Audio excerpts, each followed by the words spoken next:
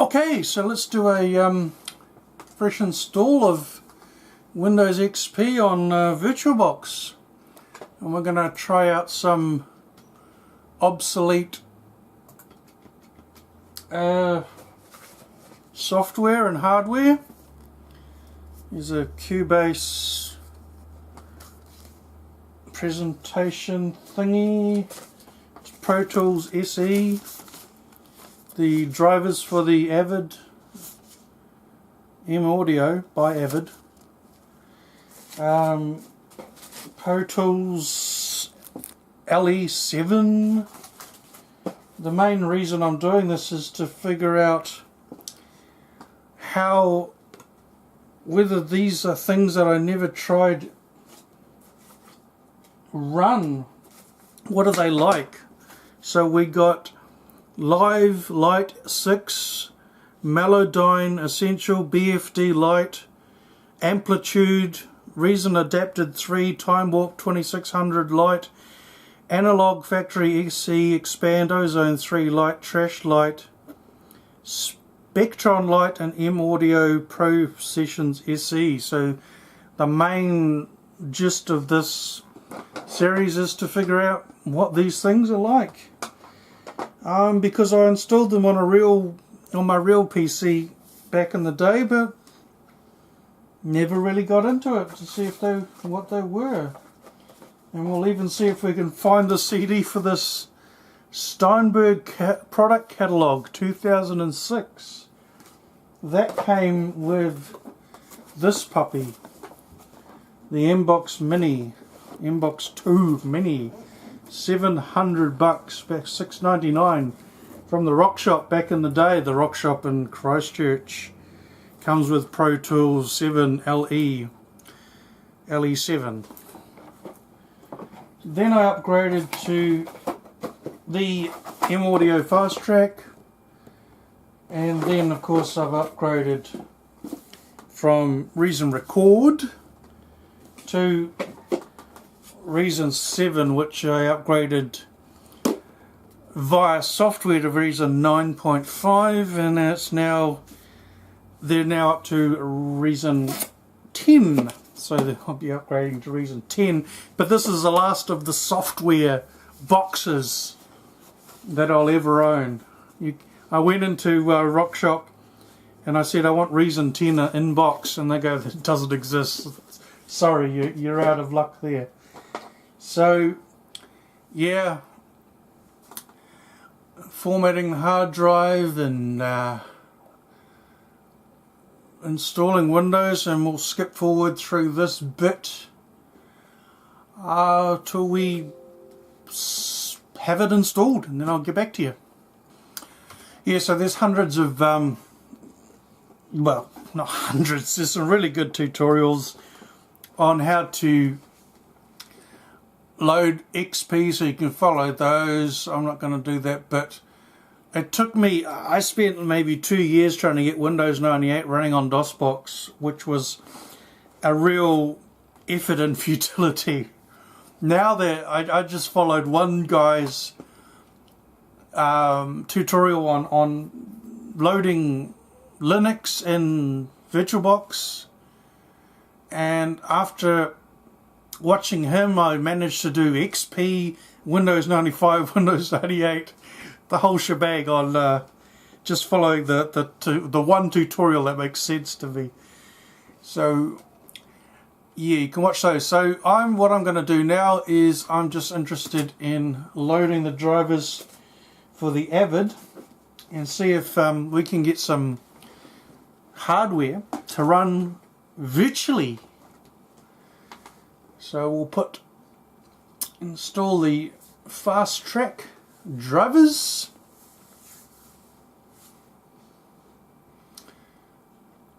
I agree, I accept, whatever.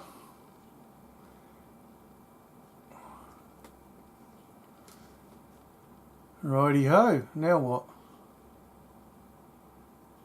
We're done.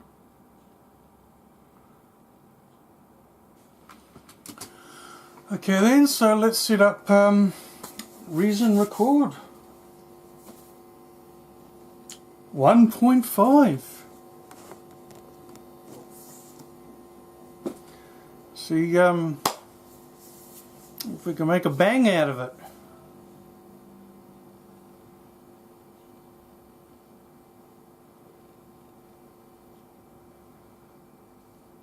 Seems to be installing okay. Okay, let's load it up. Agree. Oh, I can't access the internet on this one, so let's just go load the demo version. Get the audio drivers working. There's no, well, the doors, the keyboard's down there. So let's just see if it works before I plug any keyboards into this. Man, I forgot how tiny the screen was. I'm so used to Reason 9. I couldn't go back to that. What, are you crazy?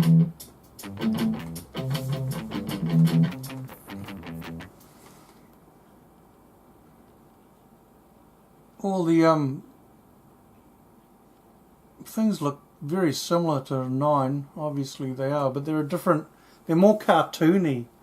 I actually prefer this interface because it's more cartoony than 9. I don't know why.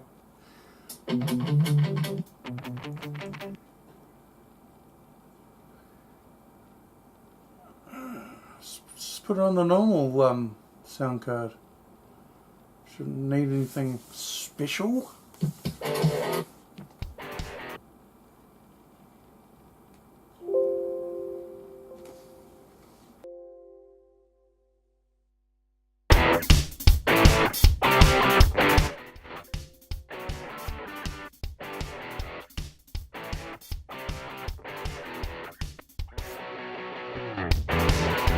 Waking up, running to the setting sun. Freaking out, rocking out. You can hide, but you cannot run.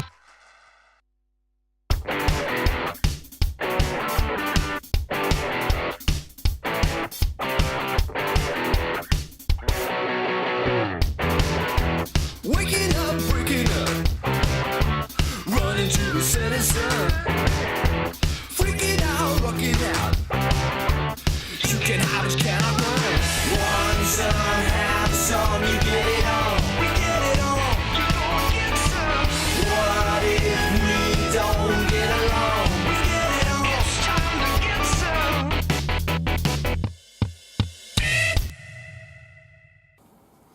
Well, back in the day I was upset that they'd stopped making record and had to use this new thing called Reason instead, and was like, oh, I'm going to boycott Propeller Head for that. And now I can't even imagine using Reason. So let's install Reason 3 demo that comes on this with this software. Wow, Reason 3, man. Well, the reason, the reason I loved Record so much was this big, huge pull-out pamphlet thingy that came with it. Gigantic thing with all the racks. I've still got it somewhere. It's sellotaped up now because I used to hang it on the wall. And wow, it just looks so amazing. But I mean, obviously Record, you know, I realise now that Reason has all those racks. They're just in different locations. So this is just going to be the demo. It's not going to be the full version, but that doesn't matter.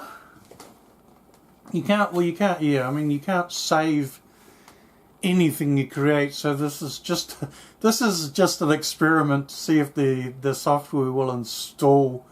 Whether I'll go back and use it, I don't know. Just I'll play around with it. Maybe do a comparison between Reason 3 and Reason 10. Something like that. So does it load? No. Here we go. No, it's loading. Don't worry. Don't panic. Yep, sound card.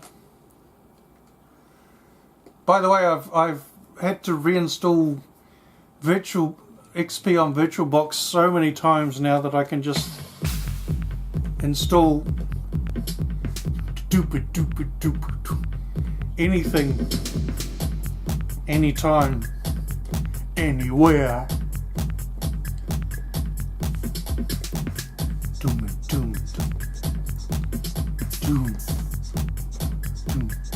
So there's Kong. That came with Reason 3. You're going to laugh at this, but I'm only just learning how to use Kong now. Even though I've been using recorded Reason for years and years and years. I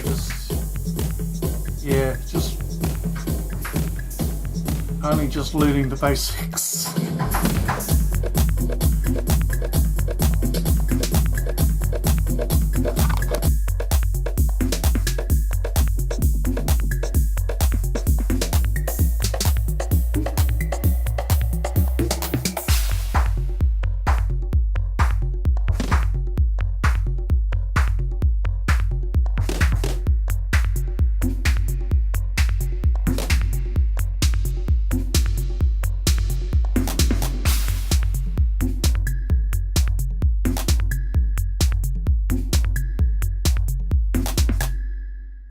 One side note here, I can have Bonsai Buddy back.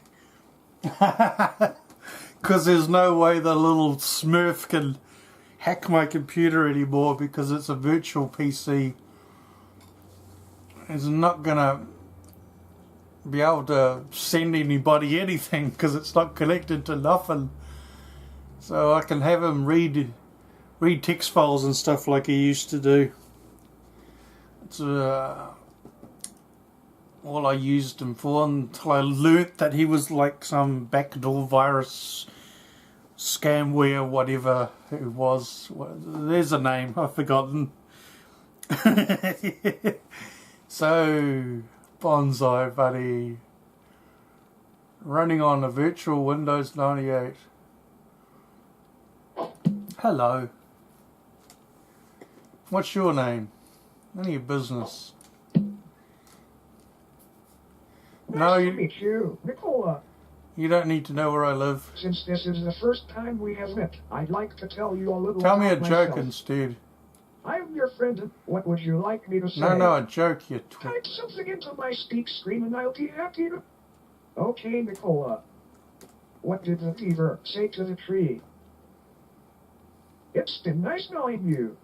You know, Nicola, a good friend laughs at your jokes, even when they're not so funny. Goodbye. I'll miss you, Nicola.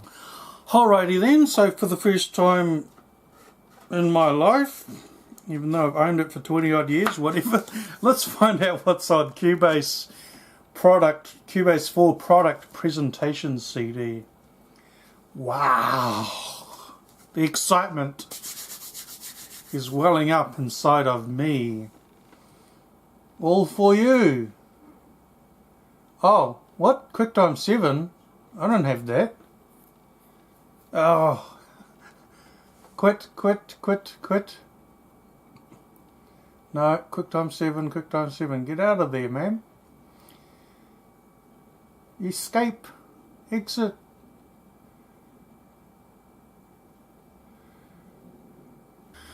We'll do it old school. We'll use VLC to play the movie files. That'll get around that. This looks exciting. Let's have a listen to this. Cubase 4 introduces a powerful media management system called MediaBay. One of the biggest problems in a typical project studio environment is the management of plugins, instruments, loops, and presets, etc. MediaBay gives Cubase users total control over all their instrument sounds, VST Effect plugin presets, audio loops and clips, MIDI files, track presets, even video files, or entire Cubase project files.